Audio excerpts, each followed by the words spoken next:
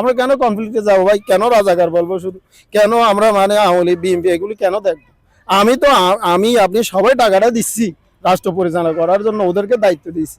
ওরা দায়িত্ব পালন করতে না পারলে চলে যাবে, আরেকজন আসবে। এইভাবে আমাদের আমাদের টাকায় আমরা সরকার পরিচালনা করছি না।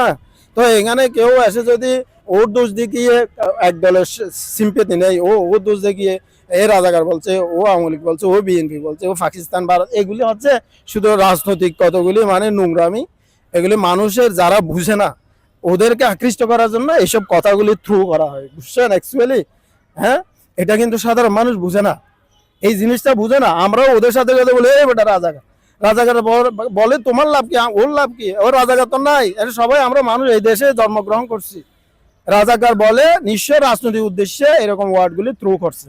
আবার আওয়ামী লীগ দেখলে আওয়ামী লীগকে কি করছে ওরা, ওই রকম একটা ওয়ার্ড বলে, ভারতীয় বলে, ওদেরকে জ্বালা সৃষ্টি করছে। ওই দলগুলি আবার ওদের প্রতি আকৃষ্ট হয়ে যাচ্ছে। এটা হচ্ছে রাজনৈতিক থিওরি, বুঝছেন? ওটা থেকে বের হয়ে আসতে হবে ভাই। আমরা সবাই যেহেতু মানুষ, এই বাংলাদেশ যে জন্মগ্রহণ করছে, দেখেন পৃথিবীতে এরকম কোনো রাষ্ট্র নেই যেখানে মানে এরকম একটা ধর্মের ভিত্তিতে রাষ্ট্র হবে। এগুলো হচ্ছে রাজনৈতিক পরিস্থিতি পলিসি, যেটা ব্রিটিশ আমলে শুরু হয়েছে।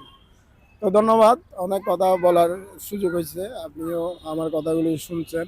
তো আমি দেশবাসীকে বলবো আমরা যেন ওইসব বিষয় থেকে বের হয়ে আসি, যে এ আওয়ামী লীগ, এ বিএনপি, এগুলি দিয়ে আমার কোনো কাজে আসবে না। অ্যাকচুয়ালি আমরা এই দেশের জনগণ, আমরা ব্যাট দিই, আমরা কর দিই, আমরা আমাদের সুবিধার জন্য রাষ্ট্র গঠন করেছি।